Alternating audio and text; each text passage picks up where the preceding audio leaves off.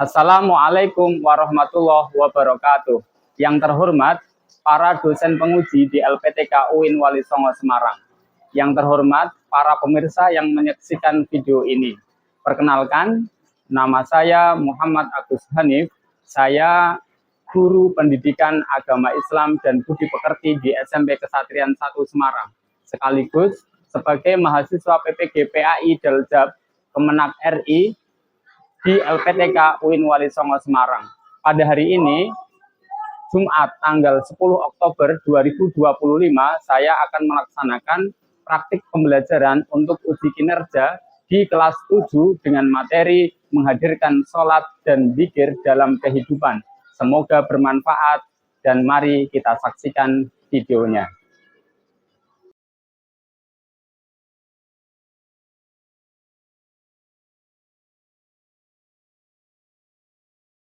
Assalamualaikum warahmatullahi wabarakatuh. Waalaikumsalam warahmatullahi wabarakatuh. Selamat pagi anak-anak semuanya. Pagi. Bagaimana kabarnya hari ini? Alhamdulillah. Luar biasa, sehat jasmani, sehat rohani. Baik, tepuk tangan untuk kita semuanya. Baik, anak-anak semuanya, pagi hari ini kita akan melaksanakan kegiatan belajar mengajar yang nanti yang kita bahas adalah tentang menghadirkan sholat dan zikir dalam kehidupan. Namun sebelumnya ini saya cek kehadirannya terlebih dahulu. Yang pertama, coba ketika nanti saya tunjuk namanya, kamu berdiri dan menyampaikan hadir, kemudian diikuti dengan cita-citanya apa. Bagaimana? Siap anak-anak semuanya? Siap. Baik. Yang pertama, Altaf Fahrisa Faruk. Pengusaha. Oke, tepuk tangan. Pengusaha. Nih, calon pengusaha. Saya doakan sukses nanti ke depannya. Bahagia dunia, bahagia akhirat. Yang kedua, RR Kiana Ayundiana. Hadir jadi arsitek. Oke, tepuk tangan. Ini calon arsitek.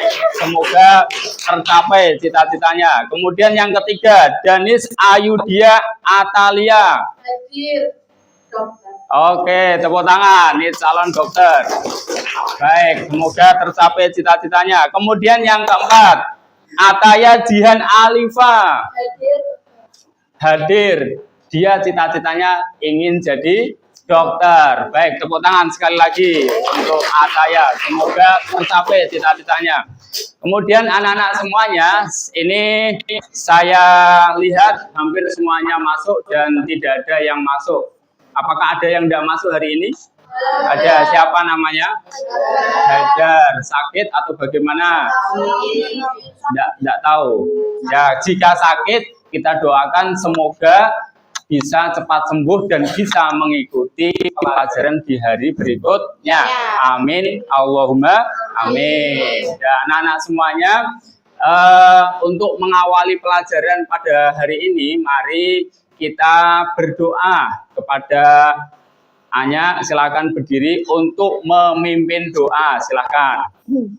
Teman-teman, sebelum kita mulai pelajaran, mari kita semua berdoa. Berdoa mulai. A'udzu billahi minasyaitonir rajim. Bismillahirrahmanirrahim. Alhamdulillahi rabbil alamin. Ar-Rahmanir-Rahim. Maliki yaumiddin. Iyyaka na'budu wa iyyaka nasta'in. Ihdinas siratal mustaqim. Siratal ladzina an'amta 'alaihim ghairil maghdubi 'alaihim waladdallin. Amin.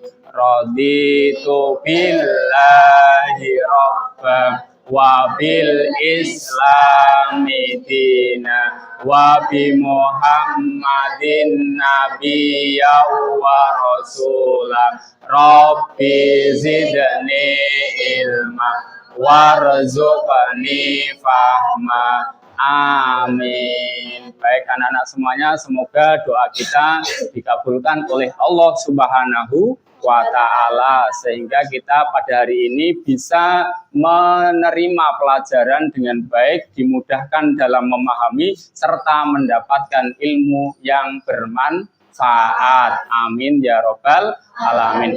Anak-anak semuanya, seperti yang saya sampaikan tadi, hari ini kita akan membahas hakikat sholat dan dzikir. Tema ini sangat sering kita dengar nama sholat, dan juga kita sering mendengar istilah dzikir. Kita sering mendengar istilah sholat dan juga sering mendengar istilah dzikir. Namun di dalam pembahasan kali ini nanti setelah mengikuti pelajaran, anak-anak semuanya akan mampu dan menguasai seperti yang tertera di sini. Tujuan pembelajaran pada pertemuan kali ini adalah yang pertama, siswa mampu menjelaskan pengertian sholat dan dzikir. Jadi nanti setelah pembelajaran kamu akan mampu menjelaskan sholat itu apa dan dzikir itu apa. Kalau kamu itu sudah sering melaksanakan, namun secara teori nanti akan kita pelajari sampai dengan praktek yang benar itu bagaimana. Kemudian yang kedua, siswa mampu menjelaskan tata cara sholat dan dzikir. Tata caranya itu bagaimana dari awal sampai dengan akhir. Maka dari itu nanti kita ikuti kegiatan belajar mengajar ini dengan baik supaya kalian bisa mencapai tujuan pembelajaran yang ada pada materi menghadirkan sholat dan dzikir dalam kehidupan. Baik anak-anak semuanya, di materi ini itu ada problem, ada masalah. Seperti kita ketahui di dalam ayat Al-Quran itu kan ada firman Allah bahwa sholat itu bisa mencegah perbuatan keji dan perbuatan mungkar. Nah, coba di sini yang sholatnya 5 waktu full tunjuk jari. Sholatnya sudah 5 waktu full tunjuk jari. Oke, baik. Kira-kira yang belum tunjuk jari itu 4 waktu atau 3 waktu. Coba yang 4 waktu tunjuk jari, yang masih 4 waktu. Oke, dah. Hampir semuanya 4 waktu. Kemudian yang masih 3 waktu ada enggak? 3 waktu hanya 1, 2 masih 2, 3 dah 3. Nah, bagi yang masih 3 waktu atau 4 waktu secara bertahap ditambah yang semula 3 waktu lengkapi menjadi 5 waktu. Baik anak-anak semuanya, kita amati dulu video pembelajaran pada pagi hari ini. Kalian amati nanti dari video ini apakah ada pertanyaan atau tanggapan nanti bisa disampaikan. Saya ulang, anak-anak semuanya, sekarang amati video ini terlebih dahulu. Kemudian setelah mengamati, kamu bisa mengajukan pertanyaan ataupun menanggapi dari video yang sudah kalian saksikan.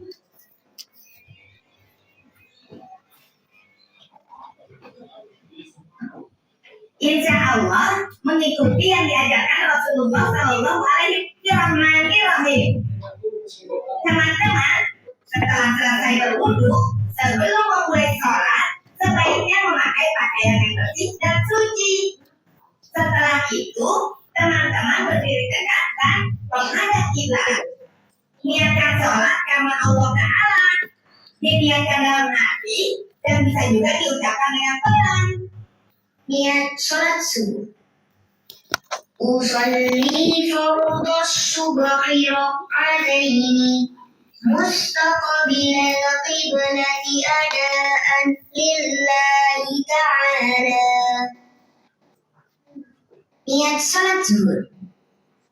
أصلي فرض الظهر 4 ركعات مستقبل القبلة أداء لله تعالى. Niat salat asar. أصلي فرض العصر 4 ركعات مستقبل القبلة أداء لله تعالى. Niat salat maghrib. أصلي فرض المغرب 3 ركعات مستقبل القبلة أداء لله تعالى. Niat salat isya. أصلي فرض العشاء 4 ركعات مستقبل القبلة أداء لله تعالى. Setelah itu teman-teman takbiratul ihram, yaitu mengangkat tangan sampai di atas pundak sambil mengucap takbir. Allahu Akbar. Setelah melakukan takbiratul ihram, teman-teman letakkan di atas tangan kiri. Setelah itu, teman-teman membaca doa iftitah seperti ini. Allahu Akbar kabira walhamdulillahi katsira wa subhanallahi bukratan wa asila.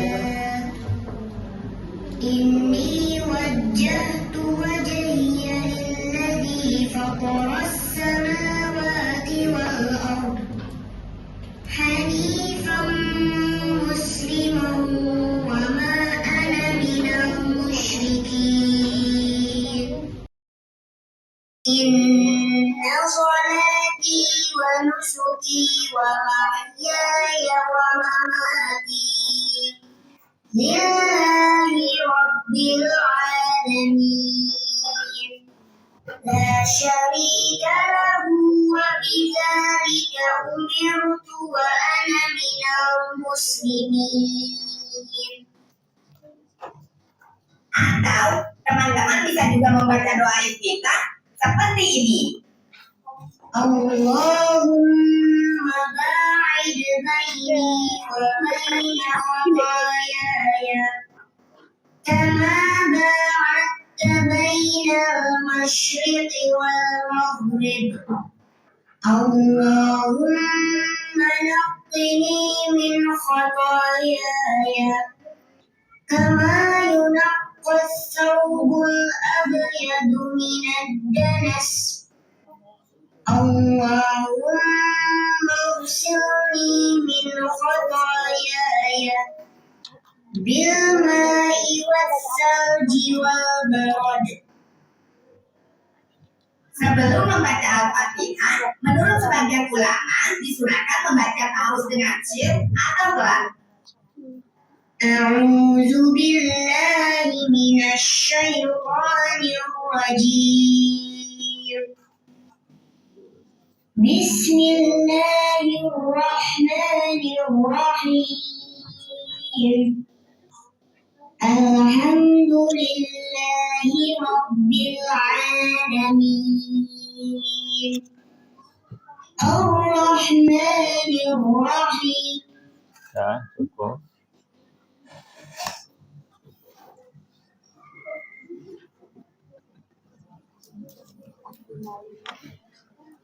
Baik, anak-anak semuanya, barusan kalian telah menyaksikan video tentang sholat.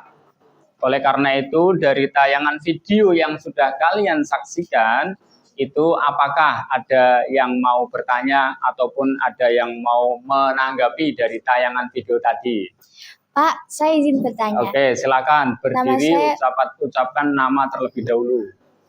Nama saya Ziva, saya izin bertanya. Apakah niat harus dibaca sebelum memulai sholat? Baik, terima kasih. Pertanyaan yang bagus sekali. Tepuk tangan untuk Ziva.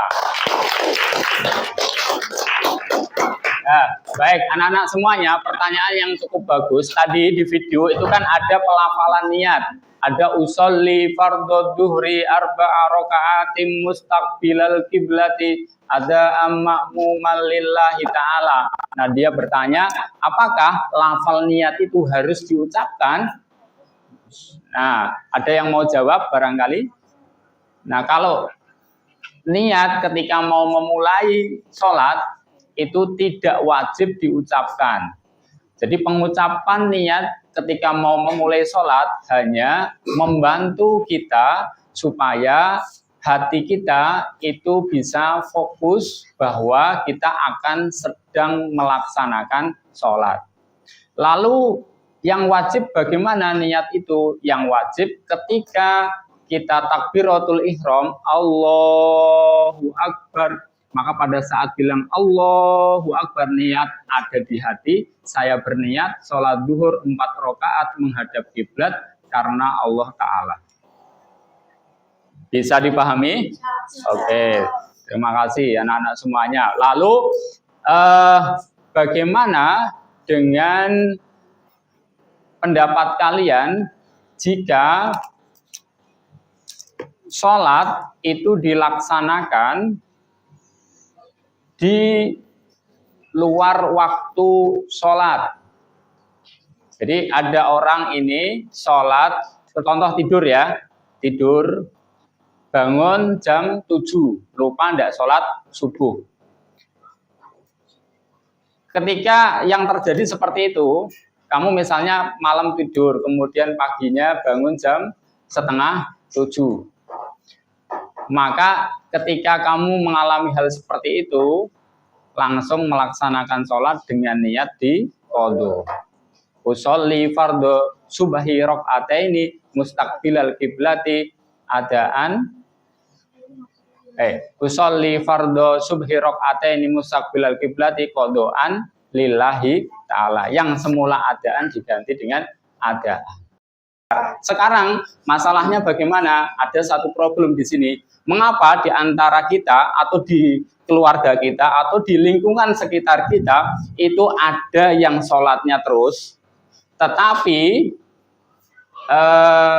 masih juga bermaksiat? Ada tidak kira-kira? Ada. Di lingkungan kalian, teman-teman kalian dulu atau yang sekarang, dia sholatnya tertib, sholat terus, tetapi masih juga bermaksiat. Maka ini harus dijawab kita bersama melalui nanti kalian berdiskusi dengan teman-teman. Apa sebenarnya yang menjadi masalah? Karena apa? Kata Allah, sholat bisa mencegah perbuatan keji dan mungkar, namun kok dalam kehidupan kadang-kadang ada juga orang atau anak yang melaksanakan sholat tetapi juga mudah sekali bermaksiat meskipun itu maksiatnya maksiat kecil. Nah, oleh karena itu di pembelajaran kali ini adalah pembelajaran berbasis masalah untuk kemudian kamu temukan solusinya melalui diskusi. Baik, siap anak-anak semuanya untuk berdiskusi? Siap. Oke, kurang kompak. Siap anak-anak untuk berdiskusi? Siap. Terima kasih. Selanjutnya ini silakan diisi.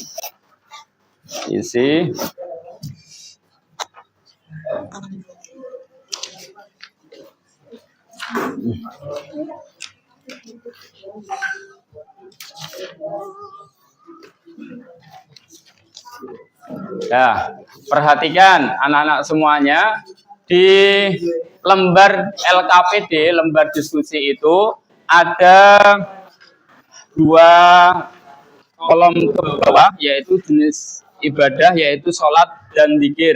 Kamu tentukan kolom kedua pengertian, kemudian macam-macamnya, tata caranya sampai dengan hikmah, kemudian menjawab problem tadi, yaitu mengapa orang yang sudah sholat tetapi kadang-kadang juga masih bermaksiat.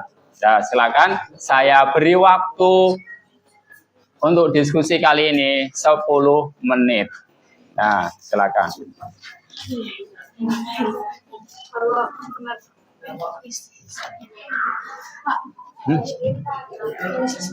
Ya, yes. Habis itu surat pendek, habis itu ruku, habis itu sebelum sujud. Apa sih namanya? Aku tuh ingat aku tuh hafal. Ya, segera diisi, langsung diisi nanti presentasi.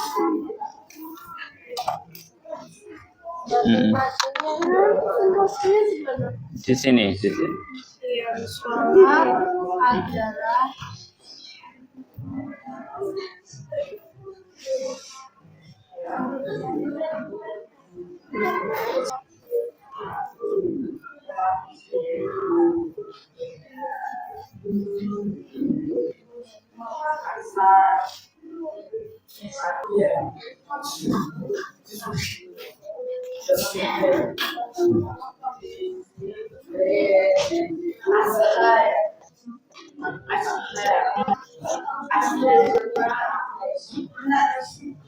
Mengapa orang yang sudah sholat masih ada yang bermaksiat? karena mereka biasanya sholat dengan tidak khusyuk. Bagaimana cara membuat mereka khusyuk? Dengan cara mengetahui ketentuan-ketentuan sholat dan saat sholat dengan mereka seolah-olah mereka berkomunikasi dengan Allah Subhanahu wa Ta'ala.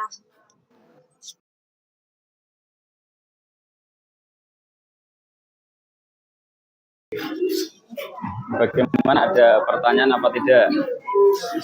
Bisa semuanya? Bisa. Oke. Ini insya Allah bisa.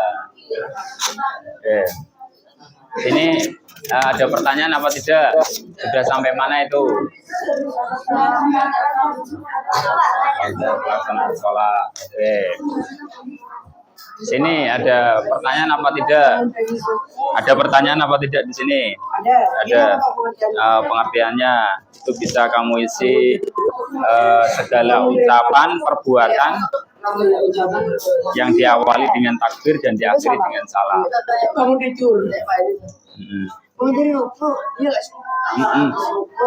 Itidal.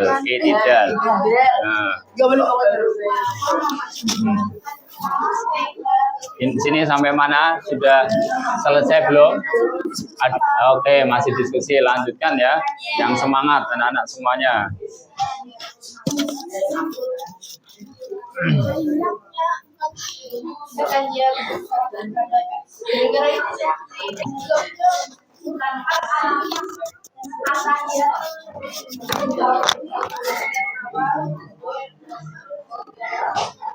Ya, baik anak-anak semuanya. Sekarang presentasi, yang presentasi dari kelompok 1 dulu, ini 1, 2, 3, 4 ya. Silakan berdiri. Perwakilan yang presentasi, ketua kelompoknya, silakan. Yang lain memperhatikan, nanti saya persilakan untuk sesi tanya jawab jika ada pertanyaan ataupun tanggapan yang akan disampaikan kepada kelompok 1. Jenis ibadahnya adalah sholat. Nah, pengertian sholat adalah semua perkataan dan perbuatan yang diawali dengan takbiratul ihram dan diakhiri dengan salam. Macam-macam sholat fardu ada sholat subuh, sholat zuhur, sholat asar, sholat maghrib, dan sholat isya. Nah, tata cara pelaksanaan sholat adalah wudhu, niat, takbiratul ihram, doa iftitah, membaca al-fatihah, membaca surah pendek, ruku, i'tidal, sujud, duduk di antara dua sujud, tahiyat awal, tahiyat akhir, dan salam. Nah, hikmah sholat dan zikir adalah menenangkan hati, pikiran, dan mendapat pahala. Kalau zikir, pengertiannya adalah mengingat Allah Subhanahu wa Ta'ala. Macam-macam zikir, ada zikir dengan hati, zikir dengan ucapan, serta zikir dengan perbuatan. Nah, bacaan zikir ada Alhamdulillah, Allahu Akbar, Subhanallah, dan Astagfirullah. Nah, mengapa orang yang sudah sholat masih ada yang bermaksiat? Karena sholatnya tidak khusyuk. Nah, barangkali ada yang ditanyakan, silakan.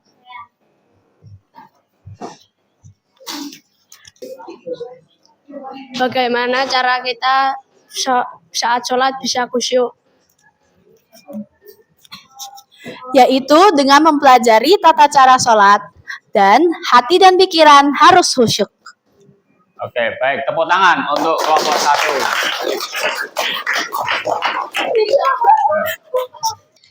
Kami dari kelompok 4 akan mempresentasikan hasil kerja kami. Pengertian sholat. Sholat dipahami sebagai semua perkataan dan perbuatan yang dimulai dengan takbir, ratul ikhram, dan diakhiri dengan salam. Hikmah sholat dan zikir. Tertanamnya akidah tauhid dalam jiwa seseorang, memperkuat jiwa seseorang dalam hubungan dengan Allah Subhanahu wa Ta'ala. Hubungan antara manusia dengannya terjalin baik. Sekian dari kelompok 4. Wassalamualaikum warahmatullahi wabarakatuh. Oh, ya. Baik, anak-anak semuanya, kalian telah melaksanakan diskusi dan presentasi dengan cukup baik semuanya. Luar biasa sekali. Tepuk tangan untuk anak-anak semuanya.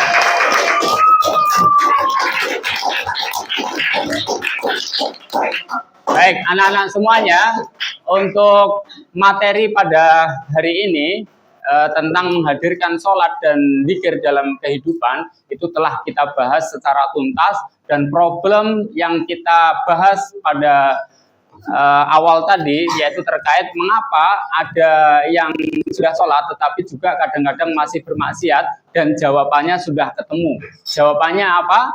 Yaitu mereka sholatnya belum khusyuk. Maka karena belum khusyuk, dia harus belajar bagaimana caranya sholat khusyuk, yaitu dengan cara memahami tata cara sholat dengan baik dan benar. Yang kedua, ketika pada saat sholat harus meyakini dan merasa bahwa dia sedang berkomunikasi dengan Allah Subhanahu wa Ta'ala. Dengan itu maka dia akan bisa sholat khusyuk. Nah, bagaimana anak-anak pembelajaran pada pagi hari ini? Menyenangkan apa tidak? Baik anak-anak semuanya, setelah kalian mempelajari sholat dan zikir atau menghadirkan sholat dan zikir dalam kehidupan, kemudian pada pertemuan yang akan datang kita akan lanjutkan dengan praktek sholat dan menghafal bacaan-bacaan sholat. Baik anak-anak semuanya, untuk pertemuan kali ini kita simpulkan bahwa sholat dan zikir ini sangat bermanfaat untuk kehidupan kita. Yang pertama, sholat dan zikir itu akan menenangkan dan menenteramkan jiwa kita, hati kita. Kemudian yang kedua, dengan sholat yang khusyuk, dengan zikir yang khusyuk, itu akan mampu menghindarkan diri dari perbuatan maksiat. Kemudian yang ketiga, tentu dengan sholat dan zikir itu bisa mendekatkan diri kepada Allah Subhanahu wa Ta'ala. Oleh karena itu, di pertemuan kali ini anak-anak bisa memahami semuanya? Bisa. Baik. Baik anak-anak semuanya, kita tutup pembelajaran pada pagi hari ini dengan bacaan hamdalah. Alhamdulillahirabbil alamin. Terima kasih atas perhatiannya, mudah-mudahan bisa bermanfaat. Sampai bertemu di pertemuan yang akan datang. Assalamualaikum warahmatullahi wabarakatuh.